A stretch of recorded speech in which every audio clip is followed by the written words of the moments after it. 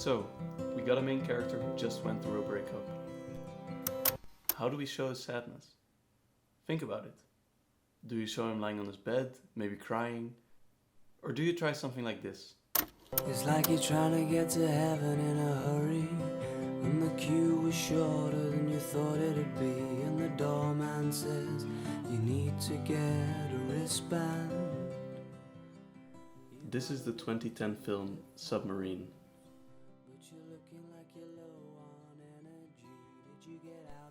Submarine tells the coming-of-age story of Oliver, a high school student as he falls in love with Jordana.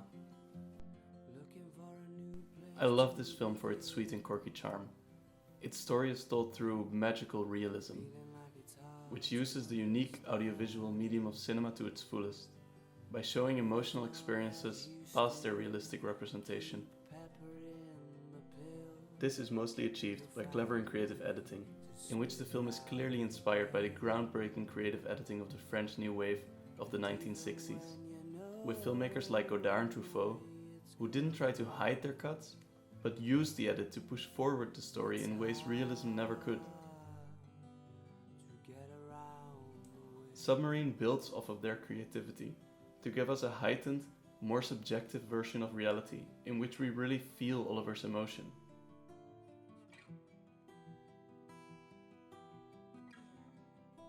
The film was written and directed by Richard Ayoade, whom you might better know as Moss from the IT Crowd. And apart from his general French-inspired style, Ayoade has named one film in particular as one of his biggest influences. I don't know, it's just so light on its feet and it's just such a pleasurable world to be in. I watch this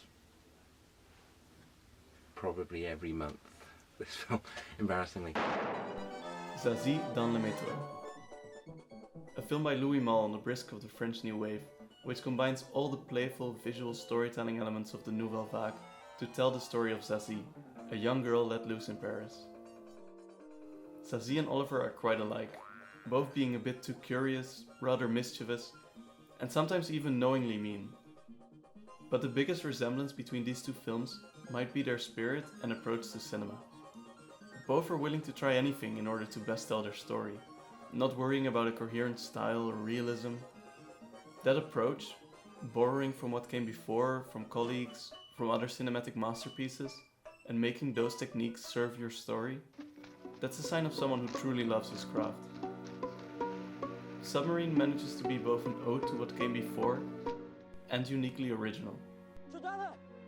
And that's why I love it.